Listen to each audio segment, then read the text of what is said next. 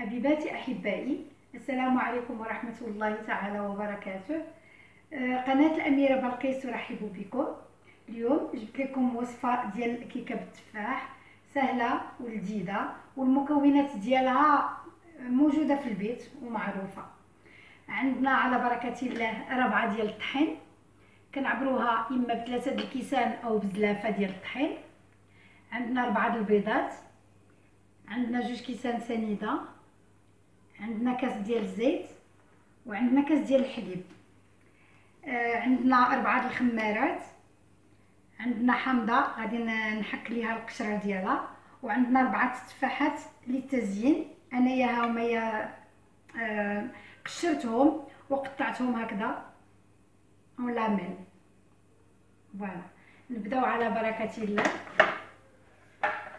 كنبداو بالبيض، كنهرسوه بسم الله.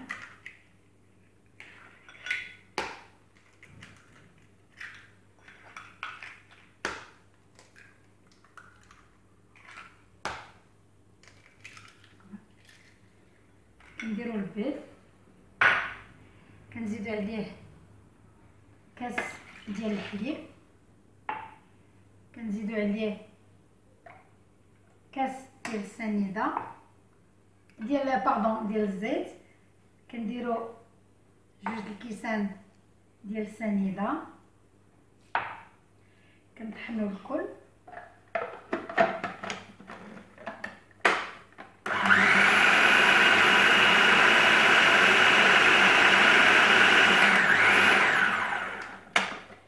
كنطحنوهم عاد كادي نزيدوا عليهم 4 ديال الطحين اللي هي زلافه، كنزيد عليهم الخمارات الثانيه الثالثه الرابعه،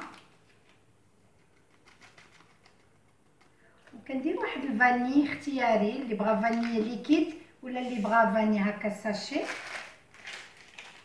كنديروا قشره الحامض اللي هي زيست ديال السيترون،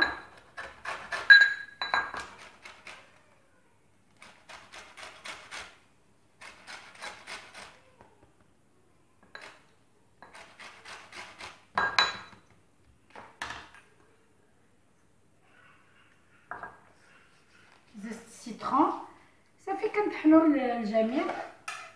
جميع المكونات هي عندنا موجوده.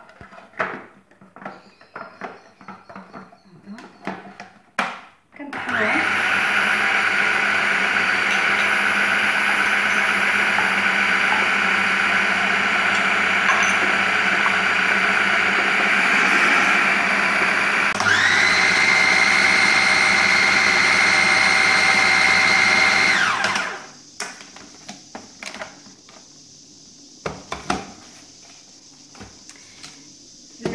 الكيك ديالنا ها هو وجد. غادي دابا نجيو نديروه في المول.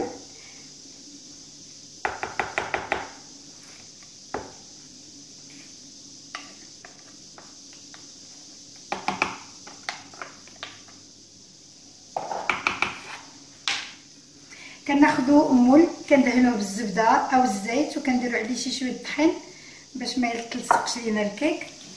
كنجيو كنعمروه هنايا، كنعليوه باش كيدخل الاكسجين. هذه استوس ديال نقرب لكم باش تشوفوا. استوس ديال الكيك دائما كنعليو ملي كنبغيو نصبوها، كنعليوها باش كيدخل الاكسجين وكتجينا مزيانه وعاليه في منين كطيب ديالنا هكذا. هاد لي كارتيه ديال لابوم 4 ديال التفاحات ما يمكن يشد ليا منهم. ها هو هذا كنزينوا بهم الكيك ديالنا.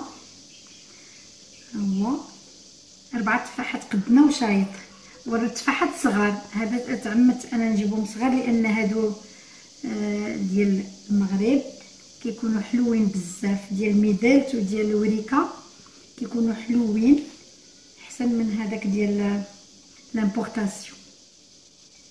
هو منتوج المحلي كيكون دائما لذيذ. ديالنا ها هو زوقناه بالتفاح.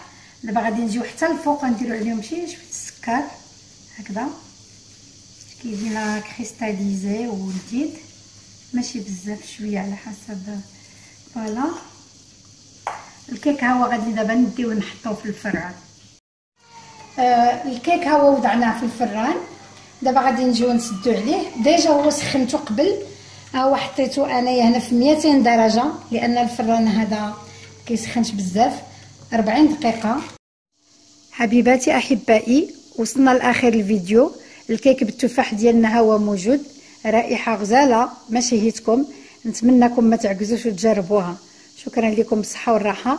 قناه الاميره بلقيس تتمنى دعمكم والاشتراك ليصلكم الجديد، وشكرا. الى اللقاء.